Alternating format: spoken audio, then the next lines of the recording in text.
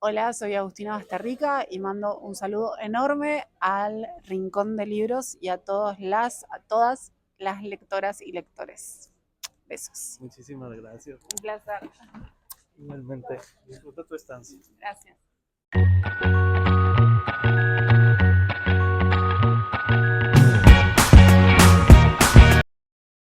Y esto es Conociendo a mis autores favoritos.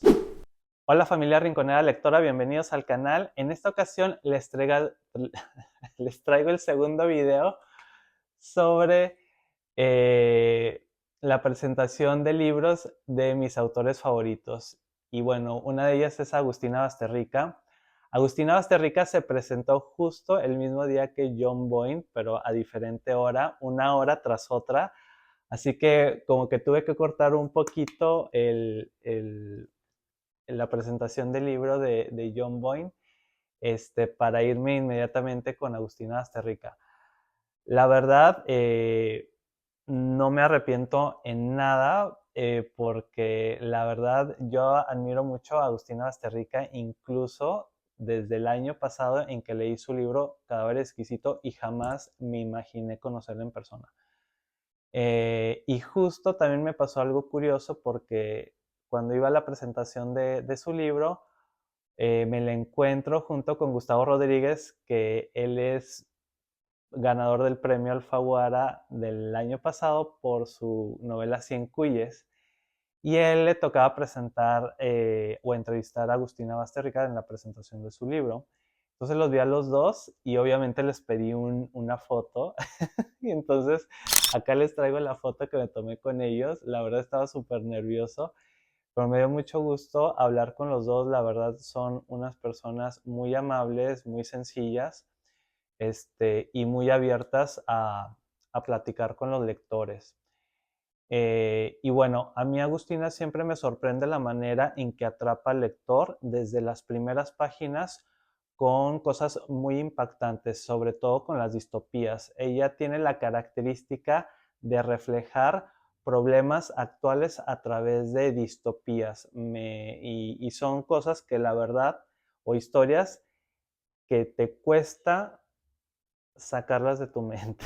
O sea, es extraordinaria la manera en que relata todas sus historias. Me encantan sus libros. Y bueno, en esta ocasión presentó su libro Las Indignas, que me pareció muy interesante la manera en que lo hizo.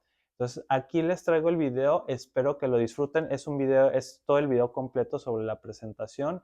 Dicen cosas muy interesantes sobre el libro y bueno, espero que les guste. Estamos muy contentos en Penguin Random House, así que nada, les damos la bienvenida a todos ustedes y a nuestros presentadores. Estamos seguros que van a disfrutar de esta charla. Así que nada, dejo en la palabra a Victoria Guerrero, quien va a iniciar su intervención. Palmas para...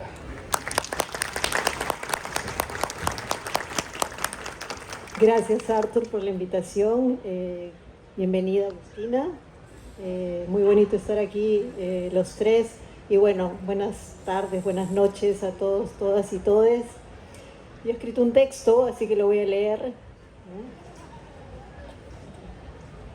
Las Indignas, el relato distópico de un mundo en ruinas, un mundo posapocalíptico, más allá del internet, las redes sociales o la inteligencia artificial, en el que las pocas especies que quedan, incluida la humana, luchan por sobrevivir.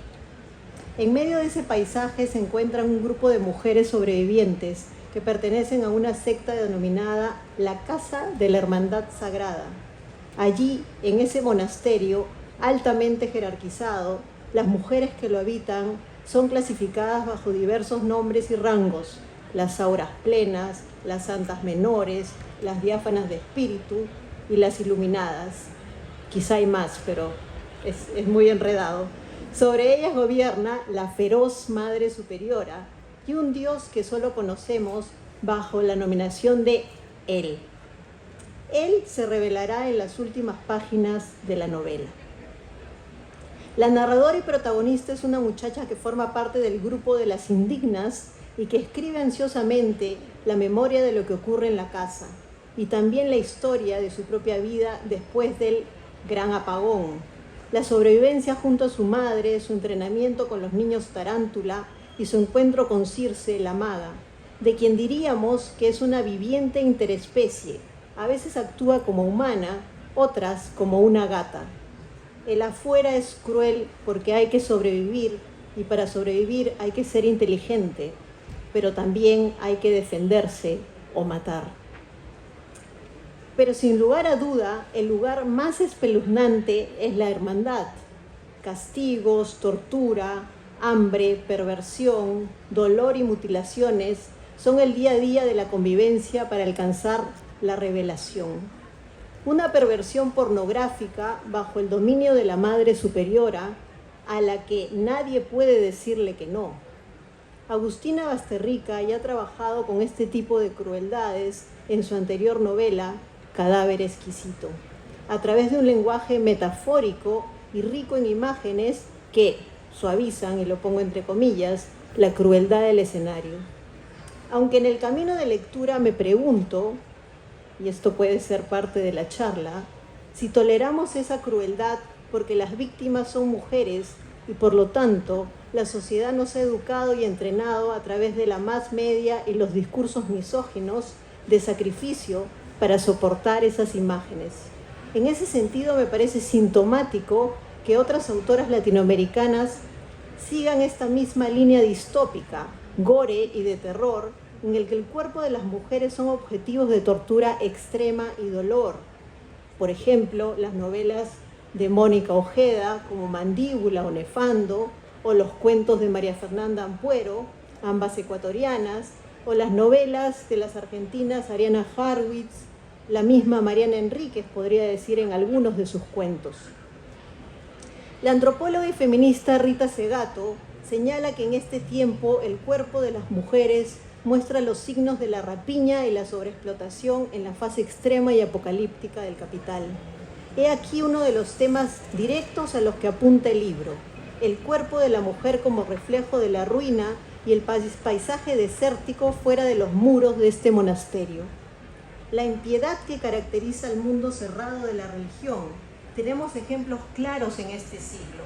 Los casos de abuso sexual y pederastía de la Iglesia Católica en comunidades de Europa o en parroquias de los Estados Unidos, así como los casos más cercanos en Chile o en el Perú por parte del Sodalicio de Vida Cristiana, para mí una secta del catolicismo. Los periodistas Pedro Salinas y Paolo Ugaz han investigado extensivamente sobre el tema en su libro Mitad monjes, mitad soldados, en el que reunieron 30 testimonios de abusos ocurridos a lo largo de casi 30 años y cuyo fundador, como ese el omnipotente de la hermandad, Luis Figari, vive en Roma, evadido de la justicia. Otro de los temas que rodea la novela es el resultado de la intervención del capitalismo en la naturaleza. Vivimos en la era del capitaloceno, como la ha denominado la investigadora Donna Haraway.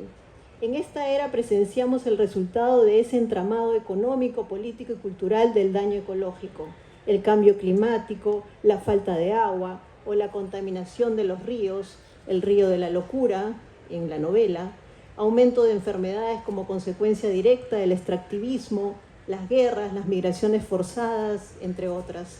Aunque el libro no es abundante en este tema, la narradora detalla eventos de su vida que registran esa angustia presente en todos hoy en día. No solo la falta de alimentos, sino también la esterilidad del paisaje. Incluso en algún momento se nombra un bosque de metal y la deshumanización de los individuos. De hecho, no son temas poco vistos. Uno prende la televisión y muchas de las series desarrollan y ficcionalizan estos temas. Lo interesante es que ya no son temas del futuro, bueno, interesante entre comillas, sino que convivimos con ellos día a día, tanto con el daño ecológico como con el aumento a gran escala de los feminicidios, el racismo y el maltrato hacia los cuerpos distintos y hacia otras especies, o hacia lo viviente no humano. La narradora, cuyo nombre desconocemos, persiste en testimoniar el horror de esa vivencia a través de una escritura a escondidas, como son las escrituras bajo regímenes totalitarios.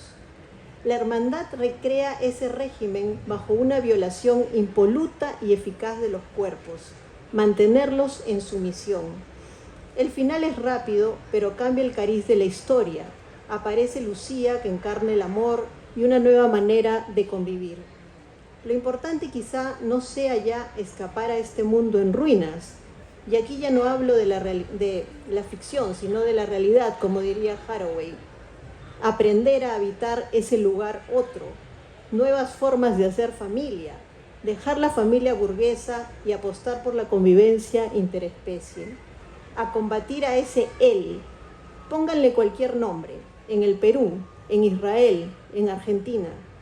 Ese él también puede tener nombre de mujer, nosotros lo sabemos. El patriarcado en la era apocalíptica es cruel y despiadado en todos sus avatares. Termino con un texto del libro. A veces tengo que dejar de escribir porque escucho ruidos, porque la tinta se termina, porque me vence el sueño, porque siento los pasos de la hermana superior, pero siempre busco el momento para seguir con estas palabras clandestinas que cristalizo en estas hojas oxidadas. Estas palabras contienen mi pulso, mi respiración. Gracias y felicidades. Yo estoy también bastante contento de estar aquí en esta mesa, de estar con Victoria Guerrero, una poeta a quien sigo desde que publicara su poemario Ya nadie incendia el mundo. Además, a quien leí en los 90, cuando escribías esos reportajes sobre rock subterráneo en El Comercio. Estoy muy contento por eso, y claro, también estoy contento porque estamos aquí con Agustina Basterrica, una escritora colosal, traducida a la mitad de las lenguas del mundo y hasta la lengua de las plantas, quizá.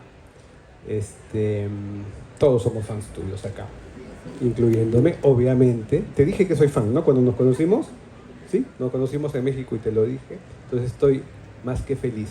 Yo traigo varias preguntas aquí porque vamos a iniciar un diálogo. Sin embargo, también he escrito un pequeño texto. Les prometo que es un texto tan pequeño que podría haber sido un tuit. Bien, es bien cortito, es mi manera de aproximar al tema también. Van a escuchar algunas cosas que ya dijo Victoria, pero bueno, no está de más recalcar algunas cositas. Además, la manera en que está escrito Las Indignas me llevó a tratar de, no imitar, pero sí llegar a ese tipo de narración. Cuenta la leyenda que hace algún tiempo una escritora nacida en un país austral, que ya tenía fama internacional por una novela canibalística, llegó a tierras algo más ecuatoriales y que la fortuna la llevó a que visitara un convento cercano a nuestra frontera del sur. Se dice que tal monasterio era en sí una pequeña ciudad dentro de una ciudad y que sus habitaciones, patios, oratorios, comedores, huertos y espacios de cocina activaron un rincón de su mente inquieta y que con el correr de los días los espectros de 4 siglos atrás se unieron con los espectros de siglos que aún estaban por llegar. El resultado fue la publicación, bajo el título de Las Indignas, de un manuscrito del futuro, escrito con tinta vegetal, con sangre o con lo que fuera que pudiera adherirse a cualquier superficie. Así, cual Side Hamete Benengeli, el historiador árabe que ha legado para la posteridad las aventuras de El Quijote. En dichas páginas consta el testimonio de una sobreviviente de las catástrofes climáticas y de las guerras del agua, que ha encontrado, luego de una extenuante migración, un asilo tras las siempre cerradas puertas de la casa de la Hermandad Sagrada. Se dice que quien lea dicho texto se enterará de la convivencia de esa mujer en dicha fortificación y también de la estratificación social y religiosa que gobierna a las mujeres que habitan sus muros. Conocerá a las siervas, que son la escoria de aquel territorio post-apocalíptico y neomedieval. También a las indignas emplazadas en el siguiente estrato, que tienen silenciosas batallas entre ellas, azuzadas por las envidias, los celos y la ilusión de escalar a niveles superiores, como los que ocupan las santas menores, las auras plenas, las diáfanas de espíritu y sobre todo las iluminadas. Se sabrá también que la hermana superior gobierna a todas esas voluntades con un puño de acero y botines militares, que les exige ser prístinas, libres de maldad y contaminación, y que solo existe una presencia que parece estar por encima de su autoridad. Se trata de Él, un puente directo con el nuevo orden divino, pues los dioses anteriores, sobre todo el dios cristiano, han sido negados y cancelados, ya que a esas alturas ha resultado patente su inutilidad para salvaguardar al rebaño humano que debían cuidar. En esas páginas se encontrará crueldad y traición entre compañeras, la añoranza de una civilización que pudo ser salvada, el ingenio de fabricarse alimento con los pocos recursos que nos quedarán y, sobre todo, un fenómeno que ha acompañado desde sus inicios a la humanidad y que en la época actual también podemos intuir, que siempre habrá una mayoría dispuesta a renunciar a sus libertades a cambio de que una estructura le asegure protección contra la inseguridad. Pero también encontraremos disidencia y complot, pequeños gestos revolucionarios, y tal como en el pasado lo demostraron autores que escribían clandestinamente, la seguridad de que el arte rompe con nuestras íntimas cadenas, pero sobre todo la certeza de que el amor y la fraternidad son los peores enemigos de las tiranías. La leyenda prosigue y nos cuenta que tras escribir aquella novela, la autora austral volvió tiempo después al país en que visitó aquel monasterio y que fue homenajeada por los lectores que con justicia llegó a ganarse por esas tierras, flanqueada por una poeta combativa y por un escritor algo feo y nervioso que temía no estar a la altura del encargo. Pero como ya lo dije, son leyendas. Lo real y verdadero es aquello que ustedes quieran llevarse de aquí esta noche. Gracias. Bueno, primero, buenas tardes, buenas noches. Para mí es un honor y un placer volver a Perú. Gracias a todas las personas que están hoy acá. Gracias, Vicky. Ya sos Vicky porque tenés aros con forma de gatito, con forma de Michi. Así que ya te amo. Y gracias por tus palabras. Y a Gustavo, que nos conocimos en Guadalajara, y quiero contarles algo. Es muy raro conocer a un escritor, una escritora que hable, que tenga una oralidad tan potente como su escritura. Es raro. Y Gustavo la tiene, porque nos conocimos en una cena que se hizo y nos pidieron que hablemos, y habló Gustavo y parecía el Mesías resucitado. Era gracioso, profundo, todas las palabras que dijo eran perfectas, y después tenía que hablar yo, que me había tomado como 3 copas de vino y fue un desastre todo lo que dije. No. Pero sí, pero ahí fue como, ¿quién es este escritor? Y bueno, para mí es un lujo que estés hoy acá, y gracias por tus palabras, Gustavo. Y como bien dijiste en tu texto, para mí Perú es muy especial porque en el 2018 me invitaron a la Feria de Cusco, que es una feria muy chiquita pero muy hermosa. En ese momento no se habían publicado mis libros acá todavía, ni en toda Latinoamérica, digamos. Solamente se habían publicado en Argentina, en Uruguay, etc. Entonces, a las charlas iban re pocas personas, como 2 personas, 3 personas. Así que qué hermoso que estén todos acá. Pero bueno, en esa feria pude ir al monasterio de Santa Catalina y ahí fue cuando surgió esta historia de las indignas, así que gracias Perú por brindarme esa historia y estoy muy contenta. Bien. Yo quería agradecerte además por este libro, por Las Indignas, porque de alguna manera, mientras lo leía, yo me preguntaba si en mi propia familia, yo llevo a 3 hijas, he criado a 3 hijas, ¿no? Y me preguntaba si en mi familia yo mismo no había hecho o formado algún tipo de casa de la hermandad, ¿no? Y si no puse también reglas patriarcales y si mis hijas no salieron bien libradas de eso. Entonces es un libro que permite reflexionar mucho sobre eso. Pero yo quería empezar preguntando con algo que puse en mi texto, y es hasta qué punto este libro también es, aparte de todo el contenido que tiene reflexivo sobre este mundo de índole machista, hasta qué punto no es también un homenaje a esos escritores, a esas escritoras que como Ana Frank, Irene Nemirovsky, digamos, escribieron a escondidas en medio de regímenes totalitarios, ¿no?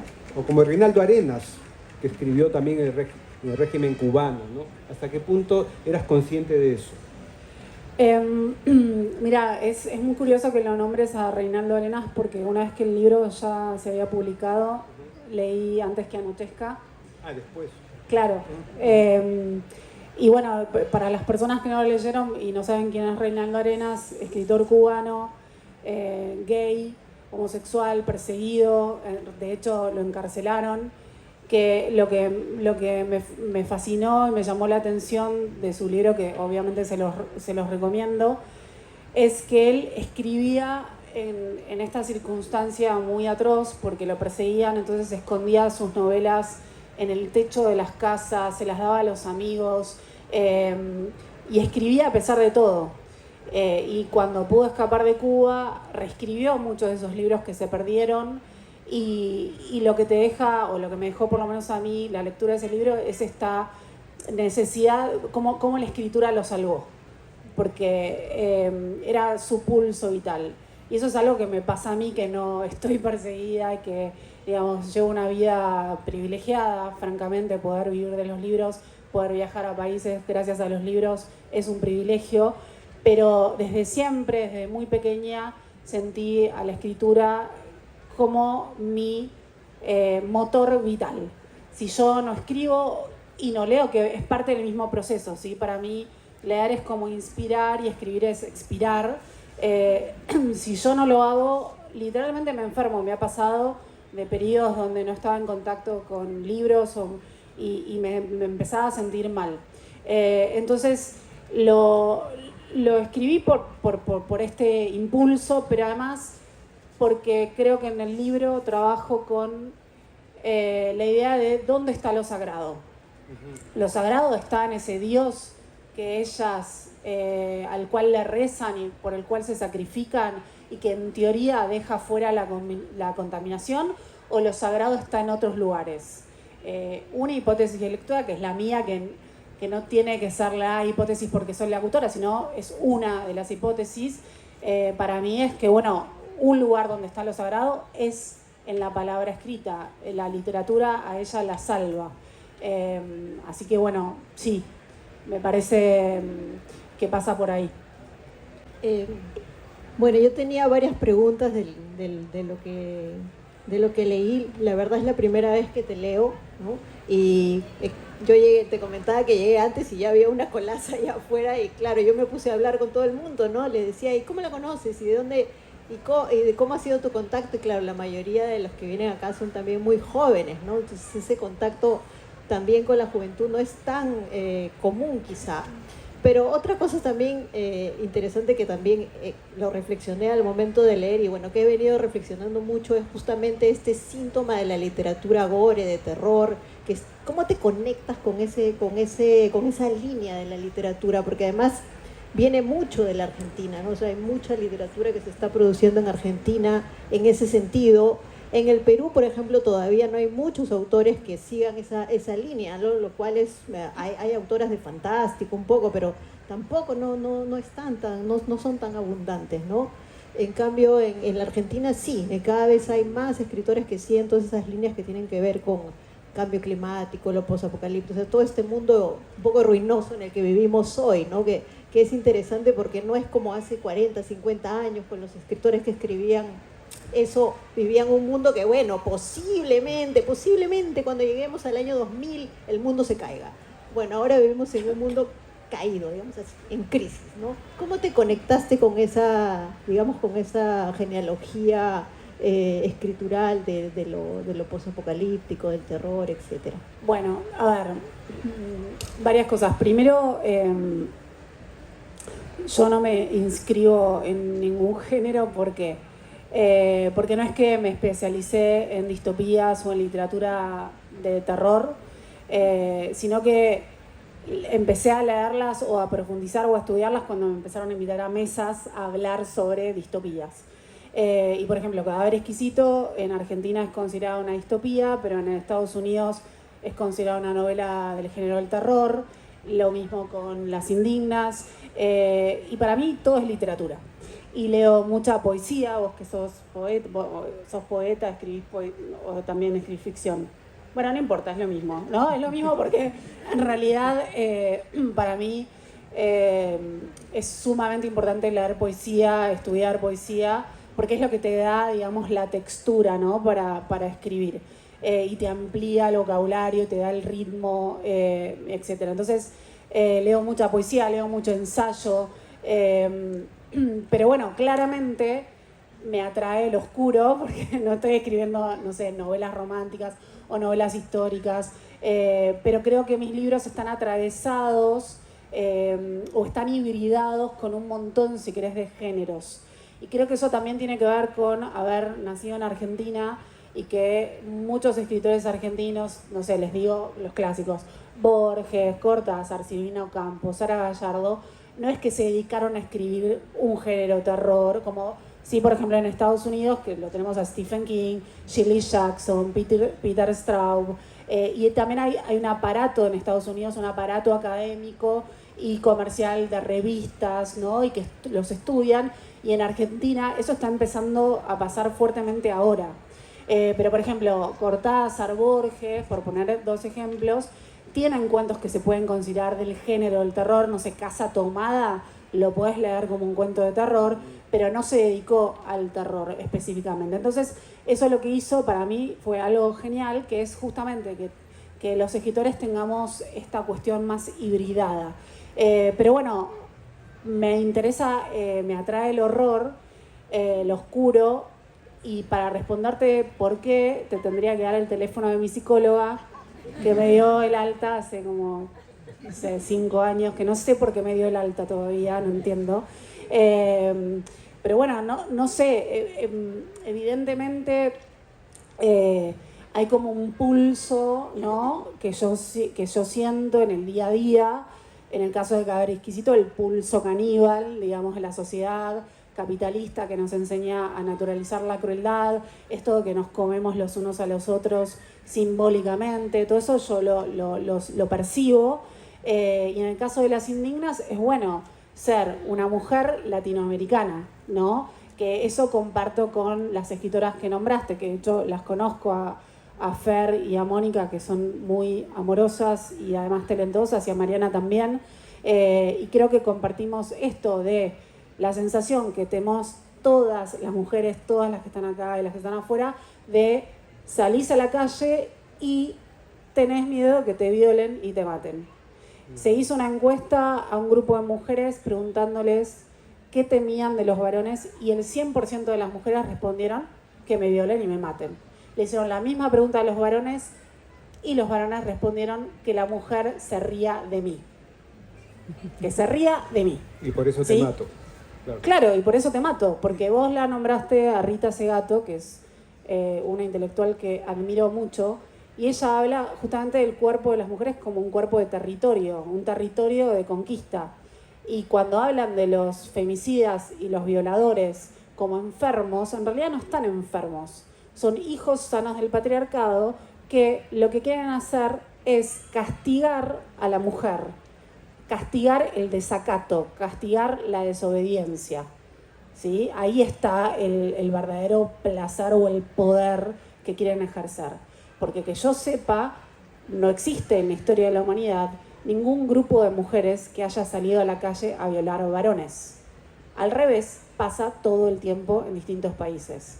Entonces, creo que eso es lo que tengo en común con las autoras que nombras, que justamente ven el horror en lo cotidiano, ¿no? Ven el horror en nuestros países, que son maravillosos, pero también son países desbordados, con crisis tras crisis tras crisis, ¿no? Y donde te pueden pasar estas cuestiones. Hace creo que 2 años, ya no me acuerdo, pero me invitaron a México, la editorial, y me fui unos días a Tulum, y cuando vos vas a Tulum, para volverte a tu país, tenés que ir al aeropuerto de Cancún. Y eso es como 1 hora de viaje. Y yo me pedí una combi para viajar con otros turistas por una cuestión de seguridad. Por más que soy una señora ya, no importa la edad que tenga, no tenés que ser joven para que te violen. Y en ese viaje, viajé sola porque no viajaban turistas, y me puse a hablar con el conductor, por suerte. Y en un momento nos empieza a perseguir un auto de policía. Yo le digo, ¿por qué nos está persiguiendo este auto?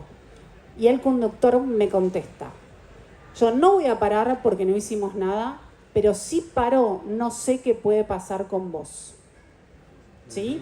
Entonces yo estoy hoy acá hablando con ustedes gracias a ese conductor, porque lo mínimo que me hubiese pasado es que el policía me pidiera coima o que me robara, y lo máximo es que me viole y me deje tirada, y digamos, y México es uno, y porque fui, viajé y hablé con la gente, es uno de los países más machistas de Latinoamérica, donde matan mujeres y las tiran en el desierto de Juárez, de Ciudad Juárez. Las tiran, las dejan ahí y están todos metidos, absolutamente todos, políticos, policía. Hay un sistema estructural de violencia contra la mujer. Y si no queremos ir a esos extremos, bueno, en el día a día, las mujeres que ganan menos, las mujeres que se tienen que ocupar, ¿no?, de la casa, de los niños, de las actividades domésticas sin pago, las mujeres escritoras que durante siglos no pudieron publicar, bueno, etcétera, etcétera. No sé, te respondí súper largo, pero por todo eso escribí las novelas, ¿no? Se deconstruye, entre ellos varones, y hay personas, mujeres que son recontra machistas, y que también van perpetuando el patriarcado, ¿no? Si vos le enseñás a tus hijos, seas mujer, no importa el género, que la mujer es un objeto de deseo, un objeto sexual, y que es desechable, bueno, estás permitiendo que pase lo que pasó hace menos de un mes en mi país, en Argentina, que un compañero de facultad la golpeó a su compañera, a su amiga, era amigo, la golpeó hasta dejarla inconsciente, la dejó en un auto e incendió el auto. ¿Sí? Y en las redes, la gente diciendo, bueno, algo habrá hecho ella para ponerlo a él así. ¿Sí? Y eso tiene que ver con esta noción de, bueno, somos descartables. Valemos menos, por ende somos descartables. Pero tiene que ver con algo estructural, no es varones, machistas, mujeres santas, porque eso también es ser patriarca y machistas. Las mujeres no somos ni santas ni putas, digo, somos personas, ¿sí? Y en el ser personas hay mujeres de todo. Hay mujeres asesinas, mujeres golpeadoras y mujeres que no lo son. De hecho, tu último comentario responde una pregunta que te iba a hacer, porque en este sistema estructurado, personajes, o sea, las mujeres que conviven en esta casa y la misma Madre Superior, es, digamos, una evidencia ficcionada de cómo en este sistema las mujeres pueden ser tan guardianes del machismo como los hombres. Bueno, sí, porque, a ver, eso es algo que yo viví muy claramente en el colegio. Yo fui a una escuela, un colegio de monjas alemanas en Buenos Aires. La pasé muy mal, no sé si se dieron cuenta, los que leyeron la novela. Porque, por ejemplo, mi madre fue a un colegio de monjas jesuitas y las ama. Y por eso me mandó a ese colegio. Lo que pasa es que le falló un poquito el detalle de que eran alemanas, que no eran jesuitas. Y ni siquiera sé alemán, o sea, no me sirvió ni para aprender alemán, eso me da mucha rabia. Pero bueno, lo que pasaba ahí era muy tremendo porque había una cuestión como panóptica. Si no, los edificios panópticos son edificios donde desde todos los puntos podés controlar a las personas. Entonces, eras controlada por tus compañeras, porque siempre estabas sospechada de puta, zorra, pecadora, siempre hagas lo que hagas, te vistieras como te vistieras, por tus compañeras, por las profesoras, porque no había profesores varones, por las monjas, por el sacerdote, lo único varón de la escuela, y si cuando te ibas de la escuela, por Dios. O sea, no tenías escapatoria. Y, digamos, lo que sirve a esos sistemas de control es que no haya sororidad. Porque si hay sororidad, bueno, no te juzgan, no te controlan, ¿no? Entonces, no sos sumisa, no sos obediente. Entonces, eso en el núcleo pequeño de la escuela, y después, bueno, en la sociedad es algo que se ve todo el tiempo también. Las mujeres juzgando a otras mujeres. Mirá cómo se vistió, tenía la pollera corta, mirá qué gorda que está, mirá no sé qué, ¿no? Y eso también va como minando nuestra propia seguridad interna. Un poquito jalando de lo que han estado conversando ustedes, directamente la novela resuena mucho a lo que está ocurriendo, digamos, en el mundo, ¿no? O sea, la guerra, la extrema derecha, el crecimiento de la extrema derecha. Quizá al público le interesa, a mí también me interesa muchísimo que nos hables qué cosa está sucediendo ahora en la Argentina, porque la novela resuena mucho de este poquito donde estudiaste en un colegio de monjas. Yo también lamentablemente estudié en un colegio de monjas, y eso queda como una marca para toda la vida, la verdad. Bueno, entonces, pero salimos más fuertes. Sí, y bueno, no sé, pero también nacer en un país latinoamericano también dicen que te hace fuerte, pero luego te da la chiripiólica. ¿Cómo ves cómo resuena tu novela en lo que está sucediendo, en el crecimiento de las derechas en el mundo y en particular ahora en la Argentina? Por ejemplo, ahora nosotros tenemos este fin de semana marchas contra el régimen de Dina Boluarte, ¿no? ¿Cómo ves tú lo que está sucediendo ahora en la Argentina, sobre todo en relación con el arte, digamos así, para ponerle un tema específico, ¿no?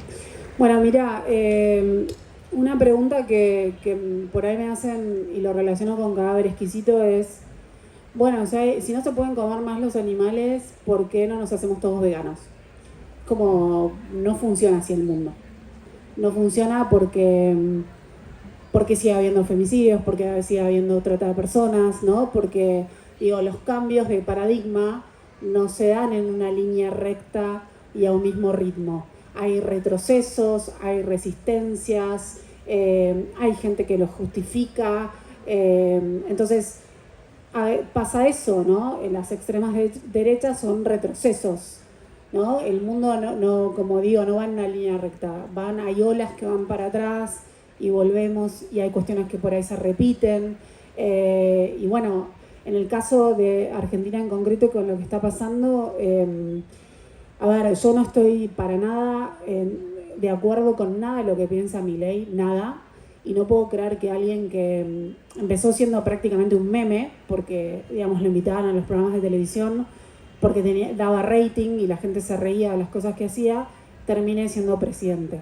Pero yo me pregunto esto, ¿por qué llegó a presidente? Y es porque los anteriores fallaron y mucho. Y la gente se cansó y quiso un cambio. Entonces yo tengo que respetar el voto democrático. Pero bueno, está en riesgo, por ejemplo, el derecho a la ley del aborto, que lo conseguimos con mucha lucha, y un montón de otros derechos, ¿no? Entonces, bueno, no sé, me parece que una manera de resistir es seguir escribiendo, seguir hablando en escuelas. Yo en Argentina hablo en muchas escuelas, seguir reflexionando, seguir en contacto con los libros, porque justamente lo que quieren estas extremas derechas y las tiranías y las dictaduras es que la gente no piense, no lea, no, digamos, porque es más fácil de manipular, ¿no? Justamente una de las cosas que hice para escribir Las Indignas fue estudiar bastante sobre lo que son las sectas o grupos coercitivos. En realidad habría que llamarlos grupos coercitivos, porque hay sectas que no cometen delitos, que no cometen abusos. Pero bueno, hay muchos grupos coercitivos y vi muchos documentales, sobre todo Estados Unidos, que hay un montón, donde yo pensaba por qué alguien por ahí inteligente, preparado, cae en las garras de los grupos coercitivos, y tiene que ver con estar vulnerables. Bueno, y las errantes que llegan a esta casa están súper vulnerables porque no comieron, porque no, digamos, tienen sed, etc. Pero en nuestra realidad, estar vulnerable puede ser perdiste un trabajo, se murió alguien que querías, etc. Y cuento todo esto porque hay muchos mecanismos de manipulación. Uno es generar miedo, y en nuestra realidad es con las fake news, las noticias falsas, por ejemplo. También el hecho de que la gente no tenga acceso a toda la información.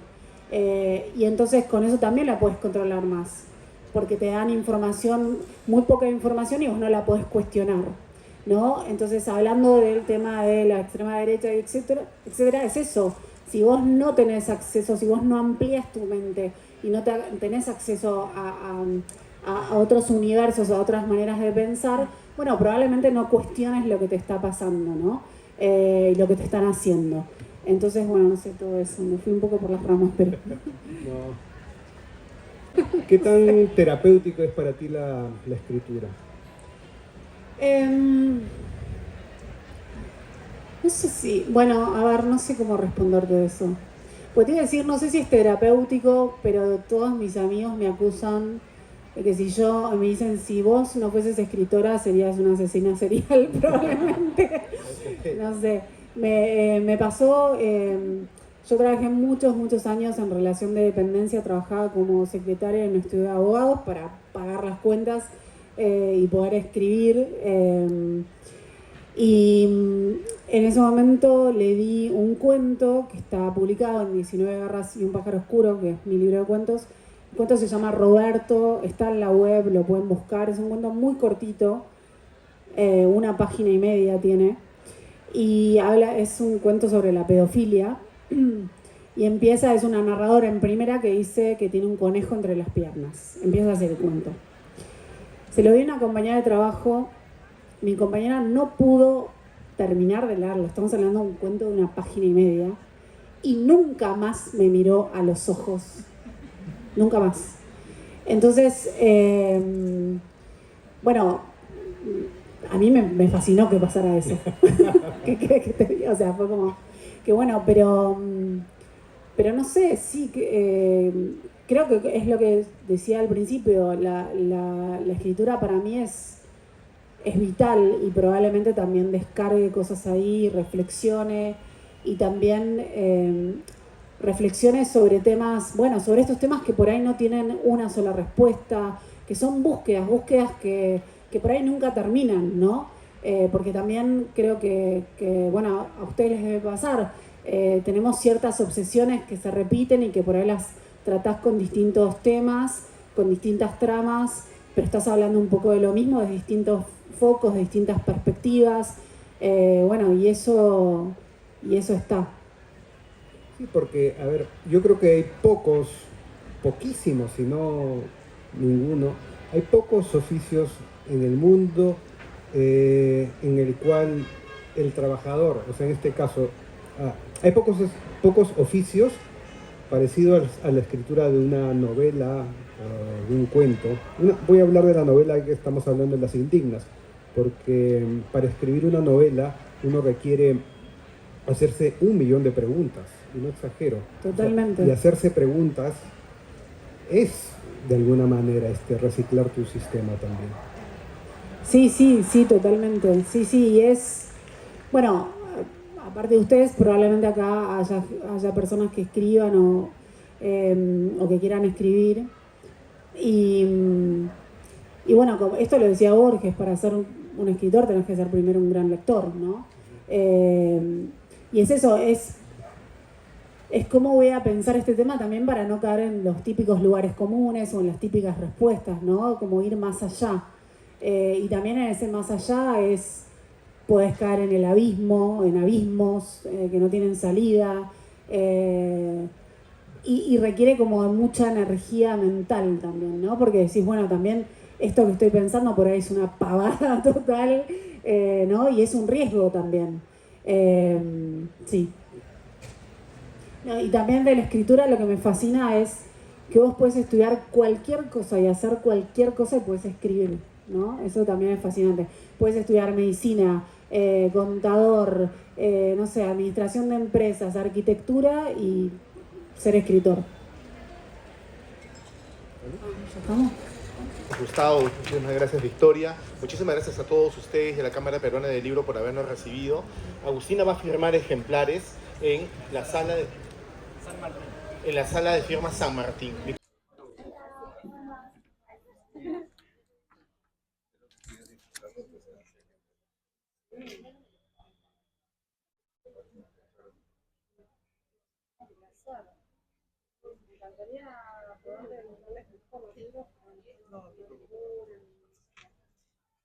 Gracias. Una fotito.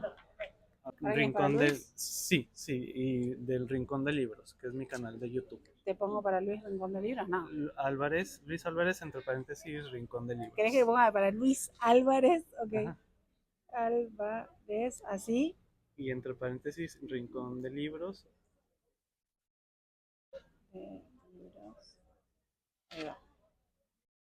Bueno, también por ahí vimos a Agustina Basterrica que me mandó saludos al canal. Bueno, a mí me impresiona mucho la manera en que escribe sus libros y bueno, fue muy grato para mí poderla conocer. Y bueno, les recomiendo bastante que consigan los 2 libros de ella. Bueno, para mí Cadáver de Exquisito me impresionó todavía más que Las Indignas, pero Las Indignas tiene un mensaje muy contundente y muy poderoso sobre la manipulación de masas a través del miedo. Y bueno, mejor lean el libro, que les recomiendo bastante. Espero que les haya gustado este video. Si es así, por favor, regálenme su like, activen la campanita de notificaciones y nos estamos viendo en un siguiente video. Cuídense mucho, un fuerte abrazo. Bye.